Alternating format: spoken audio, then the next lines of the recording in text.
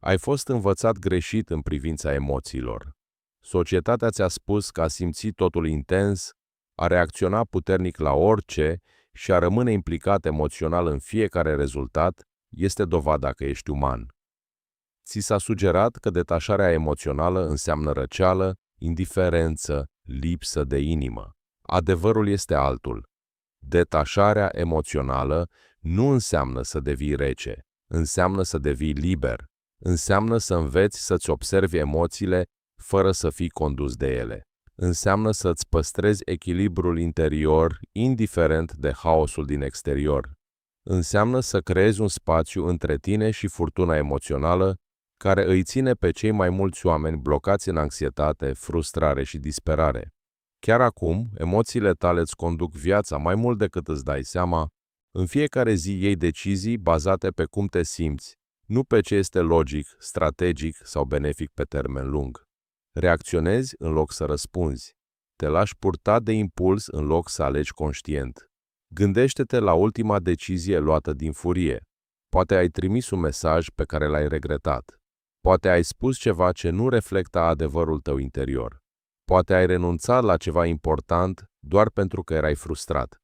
Sau amintește-ți de momentele în care ai evitat o acțiune necesară din teamă, anxietate sau copleșire. Aceste episoade nu sunt accidente izolate. Sunt simptomele unei probleme mai profunde. Nu ai învățat să separi emoția de acțiune. Majoritatea oamenilor trăiesc într-o stare constantă de reactivitate emoțională. Se trezesc și își verifică telefonul, lăsând postările și opiniile altora să le dicteze dispoziția.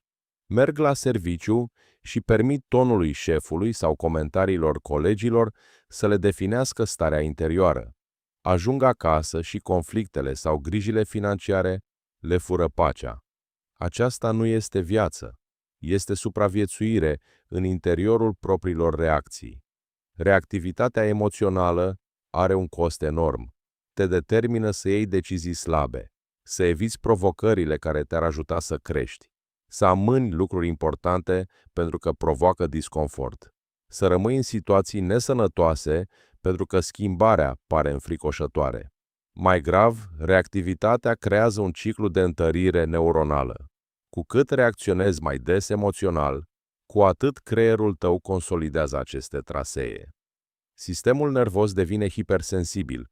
Anxietatea, iritarea sau copleșirea devin mod implicit. Începi să crezi că așa ești tu.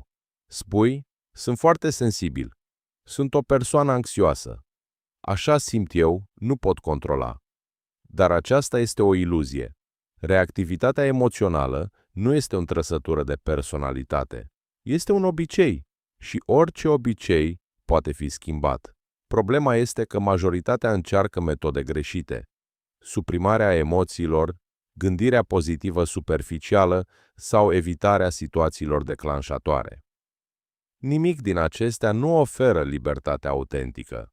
Libertatea vine din detașare. Detașarea emoțională nu înseamnă să nu mai simți. Înseamnă să poți observa emoția fără a fi absorbit de ea. Înseamnă să creezi un spațiu între stimul și răspuns. Înseamnă să alegi reacția în loc să fii forțat de tipare automate. Când stăpânești această abilitate, totul se schimbă. Nu mai iei lucrurile personal. Nu mai iei decizii pe baza emoțiilor temporare. Frica nu te mai paralizează. Rămâi calm în criză. Gândești clar sub presiune. Nu devii robot. Nu devii rece. Devii stăpân pe tine. Capitolul 2. De ce majoritatea confundă detașarea cu răceala? Cea mai mare confuzie legată de detașarea emoțională este credința că ea înseamnă indiferență. Oamenii se tem că, dacă devin detașați, vor pierde capacitatea de a iubi, de a empatiza, de a se conecta. Cultura noastră a asociat suferința cu iubirea și anxietatea cu grija. Am fost condiționați să credem că dacă nu te îngrijorezi, înseamnă că nu-ți pasă. Dar aceasta este o confuzie fundamentală. Există o diferență uriașă între detașare sănătoasă și amorțeală emoțională toxică. Detașarea sănătoasă înseamnă să fii implicat fără să fii distrus de rezultate.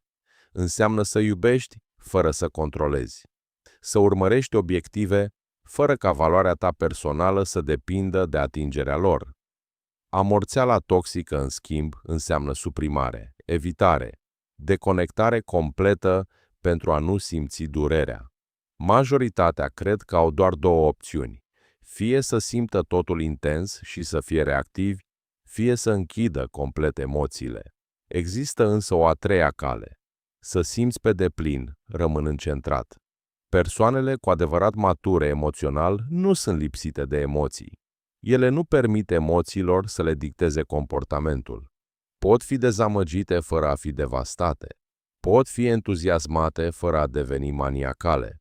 Pot fi îngrijorate fără a intra în panică. Adevărata profunzime emoțională nu constă în intensitate, ci în capacitatea de a experimenta întregul spectru fără a fi dominat de nicio emoție. Câtă energie consumi zilnic pe reacții inutile? Câte ore petreci îngrijorându-te pentru lucruri din afara controlului tău? Cât timp repeți conversații în minte? Detașarea sănătoasă îți redă această energie. În loc să o irosești pe reacții automate, o investești în acțiuni eficiente. Aceasta nu te face rece, te face eficient, te face stabil, te face o persoană pe care ceilalți se pot baza. Paradoxul este acesta: cu cât ești mai puțin atașat de rezultate specifice, cu atât poți fi mai implicat în proces. Cu cât ai mai puțină nevoie ca lucrurile să iasă perfect, cu atât performanța ta crește. Capitolul 3. Neuroștiința libertății emoționale. Creierul tău nu este construit pentru lumea modernă. În interiorul lui există o structură mică, numită amigdala, responsabilă de detectarea amenințărilor. În trecut, aceasta era vitală pentru supraviețuire. În prezent, reacționează la e-mail-uri critice ca și cum ar fi atacuri fizice. Nu poate diferenția între un prădător și o respingere socială. Când este activată, declanșează răspunsul de luptă sau fugă. Inima bate mai repede. Respirația se modifică. Gândirea rațională este inhibată. Cortexul prefrontal, responsabil de decizii strategice, este temporar dezactivat. Problema se amplifică prin neuroplasticitate. Fiecare reacție emoțională întărește traseele neuronale asociate. Dacă reacționezi frecvent cu anxietate, îți antrenezi creierul să devină anxios. Dacă răspunzi cu furie la critică, îți consolidezi defensivitatea. Dar vestea bună este că neuroplasticitatea funcționează în ambele sensuri.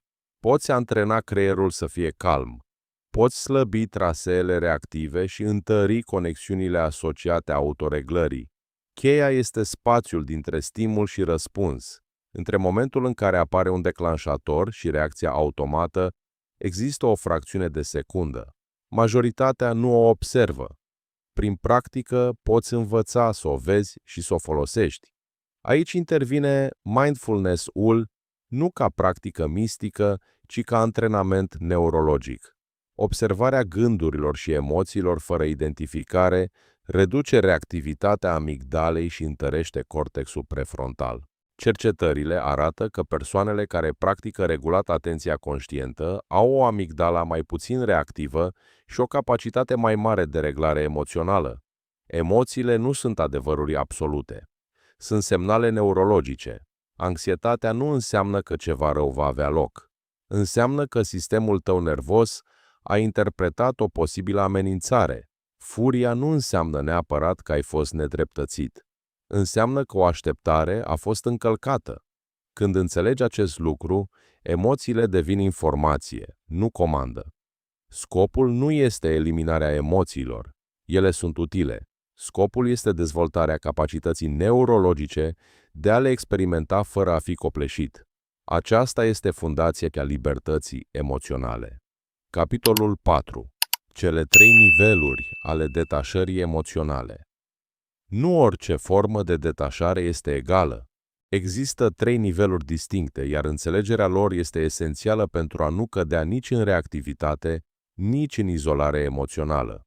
Mulți oameni fie rămân blocați la un nivel superficial și continuă să reacționeze impulsiv, fie forțează o detașare exagerată care îi rupe de viață. Echilibrul este cheia. Nivelul 1, detașarea situațională. Acesta este nivelul de bază și punctul de plecare pentru majoritatea. Detașarea situațională înseamnă capacitatea de a face un pas înapoi în fața unor circumstanțe specifice care declanșează reacții emoționale. În loc să fii absorbit instantaneu de frustrare, critică sau conflict, îți oferi un moment de pauză. Nu îți schimbi personalitatea. Nu devii diferit ca structură interioară. Înveți doar să creezi spațiu între stimul și reacție. Cineva îți critică munca. În loc să răspunzi defensiv, te oprești și analizezi dacă există valoare în feedback. Ai parte de un eșec. În loc să cazi în disperare, cauți lecția. Te confrunți cu incertitudine. În loc să fii înghițit de anxietate, te concentrezi pe ceea ce poți controla. Detașarea situațională îți permite să rămâi implicat în viață, dar fără a-ți pierde centrul. Majoritatea pot atinge acest nivel prin practică constantă și autoobservare. Nivelul 2. Detașarea de rezultate. Acesta este un nivel mai profund. Înseamnă să separi starea ta emoțională de rezultatele eforturilor tale, să muncești intens pentru obiectivele tale, dar să nu îți legi valoarea personală de reușita sau eșecul lor. Este contrar tendinței naturale de a ne defini prin succes. Cei mai mulți oameni își construiesc identitatea pe rezultate. Dacă reușesc, se simt valoroși. Dacă eșuează, se simt inadecvați. Acest mecanism creează un carusel emoțional constant. Detașarea de rezultate presupune o schimbare radicală. Măsori succesul prin efort, integritate și aliniere la valori, nu prin rezultat final. Nu devii pasiv. Nu scazi standardele. De fapt, oamenii care stăpânesc acest nivel obțin adesea rezultate mai bune pentru că nu sunt paralizați de frica eșecului. În relații, acest nivel înseamnă să iubești fără să devii dependent. În carieră, înseamnă să performezi fără a juca jocuri de validare.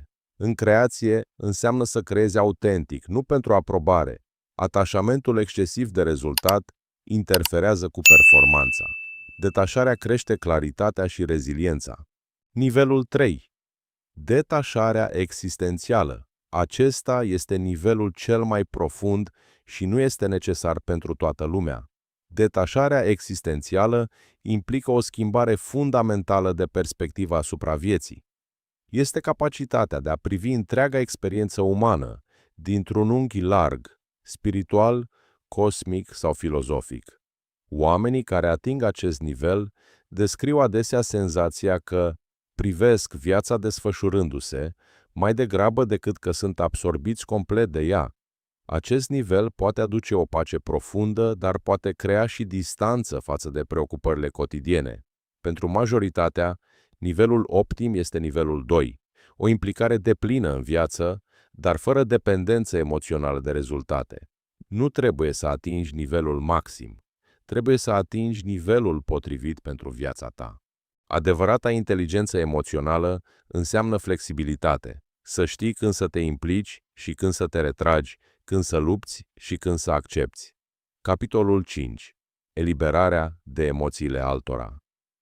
Una dintre cele mai subtile forme de pierdere a echilibrului este absorpția emoțională.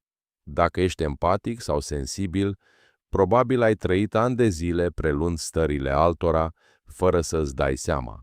Intri într-o cameră tensionată și te simți neliniștit. Vorbești cu o persoană anxioasă și pleci anxios. Urmărești știri dramatice și simți povara tragediilor globale.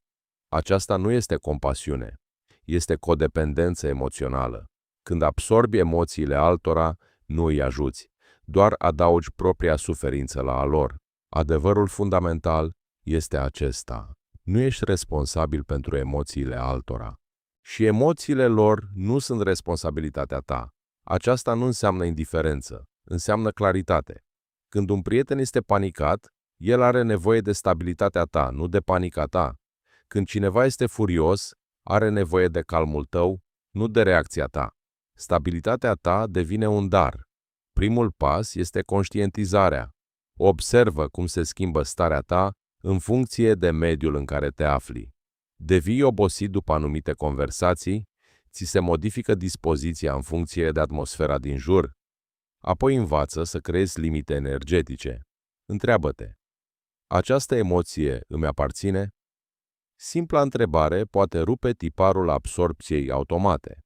Dezvoltă practici de igienă emoțională, timp în natură, mișcare, respirație conștientă, meditație. Acestea te ajută să revii la starea ta naturală. Învață să spui nu manipulării emoționale. Învață să părăsești conversațiile care te epuizează. Învață să oferi sprijin fără a purta povara. Compasiunea autentică nu înseamnă să suferi împreună. Înseamnă să fii prezent fără a fi absorbit. Capitolul 6. Arta observării fără reacție. Cea mai puternică abilitate pe care o poți dezvolta este capacitatea de a observa fără a reacționa automat. Majoritatea oamenilor sunt identificați complet cu gândurile și emoțiile lor. Când apare un gând, îl cred. Când apare o emoție, devine emoția. Dar tu nu ești gândurile tale, nu ești emoțiile tale, ești conștiința care le observă. Această distincție nu este filozofie abstractă, este practică psihologică transformatoare. În fiecare moment există un observator interior, o conștiință stabilă care rămâne neschimbată în timp ce gândurile și emoțiile vin și pleacă. Când te identifici cu conținutul, intri în dramă. Când te identifici cu observatorul, câștigi libertate. În loc să spui, sunt furios, spune, există furie. În loc de sunt anxios, spune, există anxietate.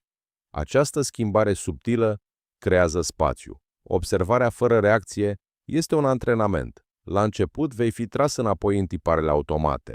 Este normal. Practică nararea neutră a experienței. Observ tensiune în umeri. Observ gânduri despre mâine. Observ frustrare. Această tehnică îți activează conștiința observatoare.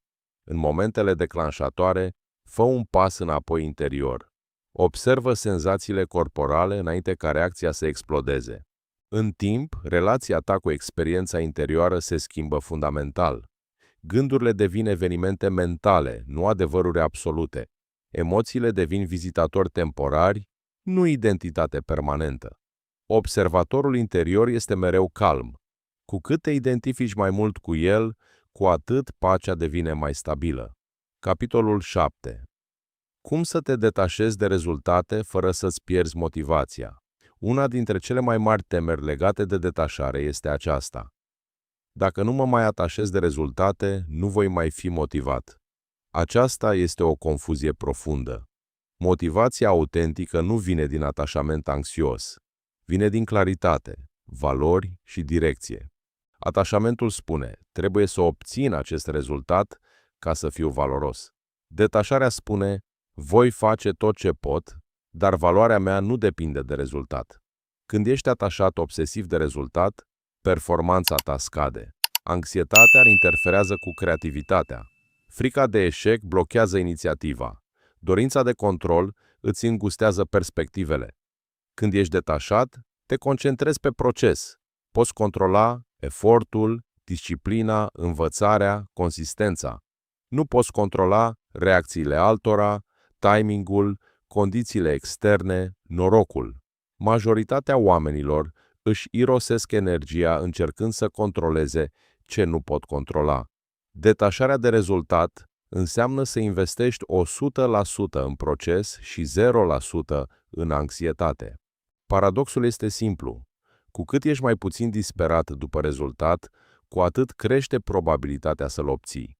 Când nu mai ai nevoie să impresionezi, performezi mai bine.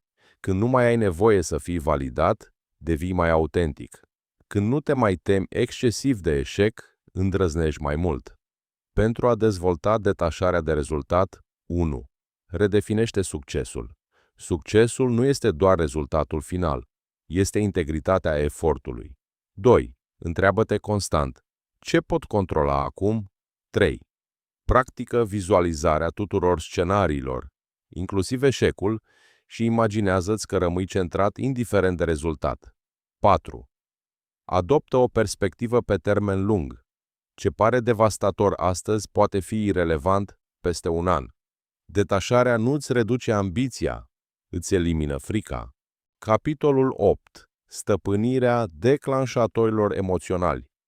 Fiecare om are declanșatori emoționali. Sunt acele situații, cuvinte sau comportamente care activează reacții intense aproape instantaneu. Critica, respingerile, ignorarea, lipsa de recunoaștere, contestarea competenței. Declanșatorii nu sunt întâmplători.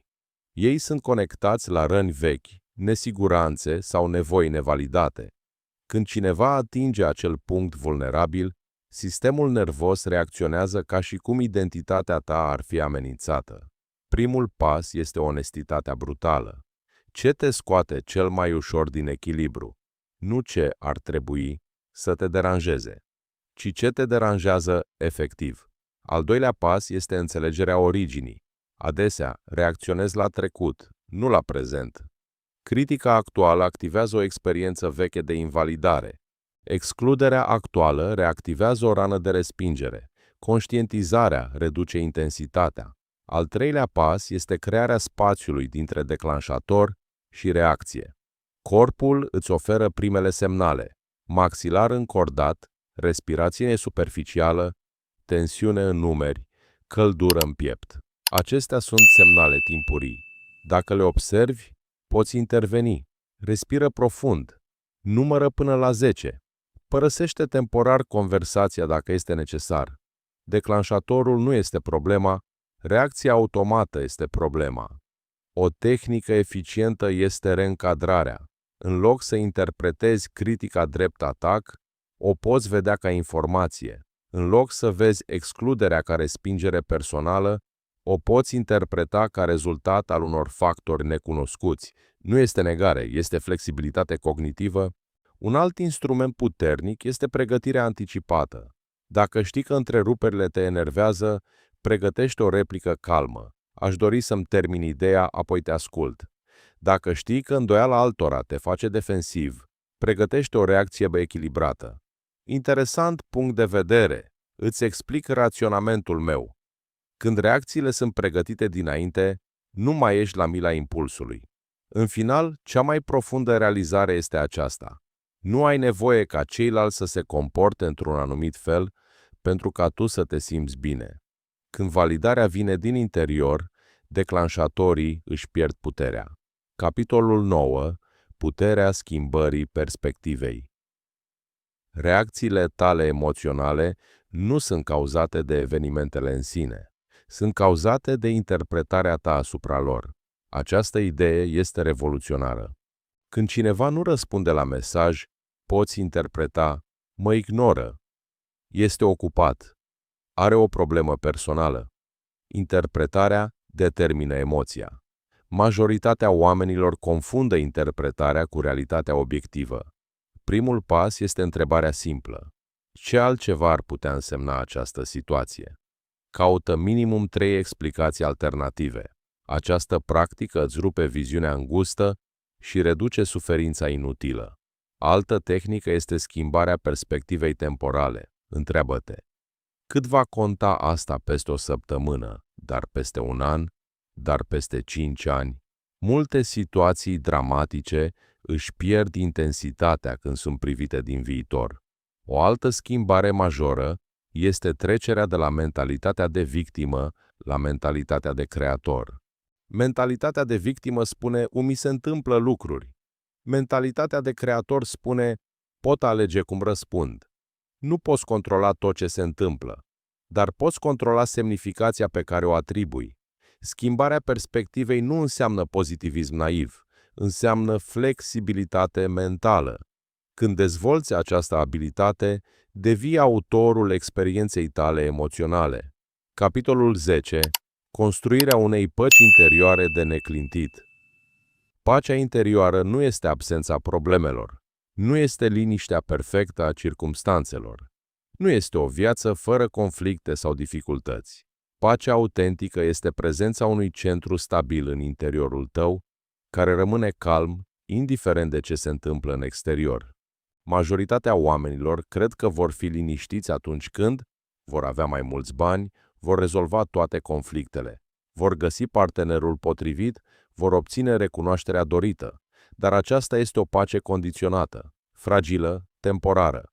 Dacă pacea ta depinde de circumstanțe, ea va dispărea de fiecare dată când circumstanțele se schimbă.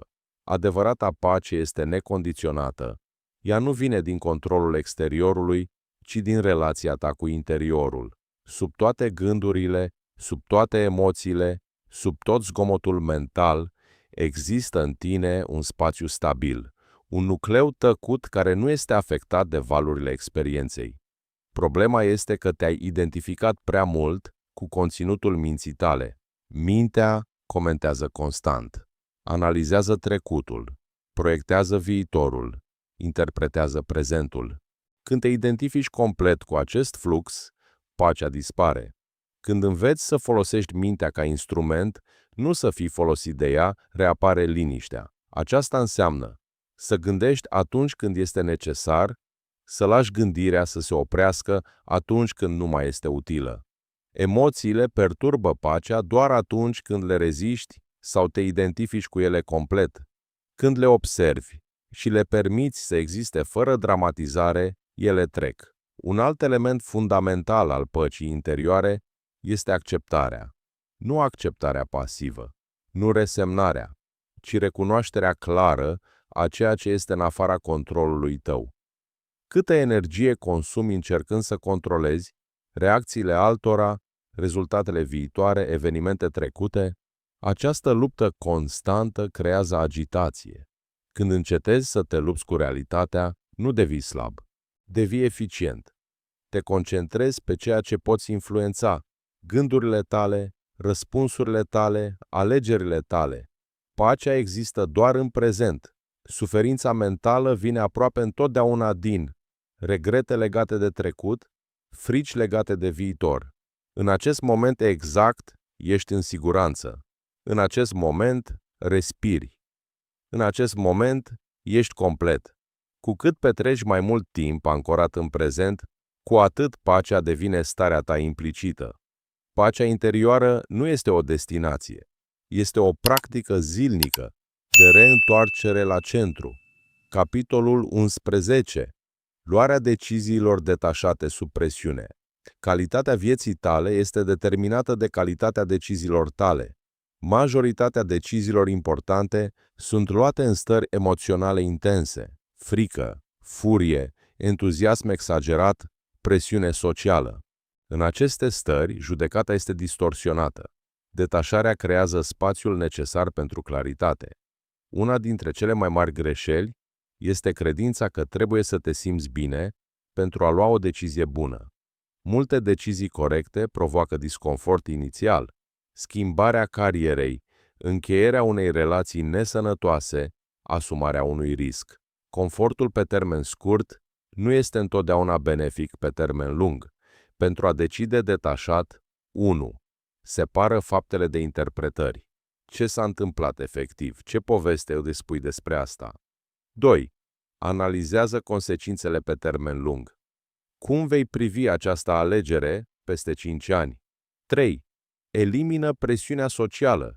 Ce ai alege dacă nimeni nu ar ști despre decizia ta?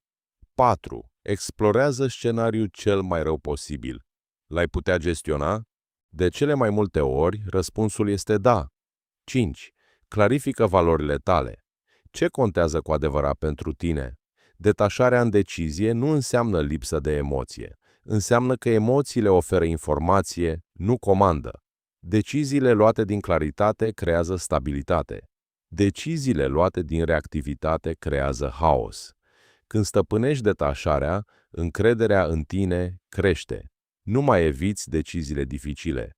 Nu mai rămâi blocat în analiză excesivă. Acționezi, apoi te adaptezi. Capitolul 12. Cum să rămâi cald în timp ce ești detașat? Cea mai mare frică legată de detașare este pierderea căldurii umane. Mulți cred că dacă devin detașați, vor deveni reci, dar detașarea nu este deconectare. Este libertate emoțională.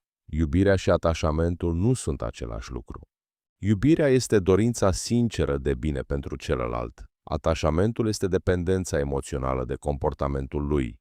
Poți iubi profund, fără a controla. Poți susține, fără a absorbi.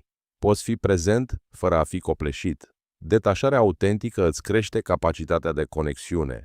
Când nu mai ai nevoie disperată de validare. Ești mai autentic, ești mai stabil, ești mai atractiv emoțional. Prezența calmă este una dintre cele mai puternice forme de sprijin. Când cineva suferă, nu are nevoie de panica ta. Are nevoie de stabilitatea ta. Când cineva este furios, nu are nevoie de defensiva ta. Are nevoie de claritatea ta. Detașarea îți permite să stabilești limite fără resentiment, spui nu, fără vinovăție, oferi afecțiune fără a ține scorul. Poți exprima iubire fără să aștepți reciprocitate imediată. Poți aprecia fără să ceri confirmare. Aceasta este maturitatea emoțională. Nu devii rece, devii liber. Iar libertatea emoțională este baza iubirii autentice. Capitolul 13. Tehnici avansate pentru stăpânirea emoțională. După ce ai învățat să observi fără reacție, să te detașezi de rezultate și să gestionezi declanșatorii, următorul nivel presupune rafinare. Nu mai este vorba doar despre a nu reacționa. Este vorba despre a transforma complet relația ta cu energia emoțională. 1. Lucrul cu energia, nu cu povestea. Majoritatea oamenilor se pierd în conținutul emoției. De ce sunt furios? Cine este de vină? Ce înseamnă asta despre mine? Dar emoțiile sunt în esență energie în mișcare. Când apare o emoție intensă, în loc să intri în narațiune, mută-ți atenția în corp. Unde simți emoția? Este caldă sau rece? Este presiune, vibrație, greutate? Se mișcă sau stagnează? Când relaționezi cu emoție ca energie, fără poveste, ea începe să circule și să se dizolve mai rapid. Rezistența o prelungește. Observarea o eliberează. 2. Respirația conștientă în emoție. Mulți oameni își țin respirația în momente de intensitate emoțională, respirația devine superficială, iar sistemul nervos rămâne blocat în alertă. În loc să te încordezi împotriva emoției, respiră în ea. Inspiră adânc în zona corpului unde simți tensiunea. Expiră lent. Nu încerca să elimini emoția. Permite-i să existe. Când încetezi să lupți, corpul începe să regleze singur. 3. Tehnica observatorului. Aceasta este o metodă profundă de distanțare conștientă. Pasul 1. Observi emoția. Pasul 2. Observi că observi emoția. Pasul 3. Observi conștiința care face observarea. Fiecare pas adaugă distanță. În cele din urmă rămâne doar prezența calmă.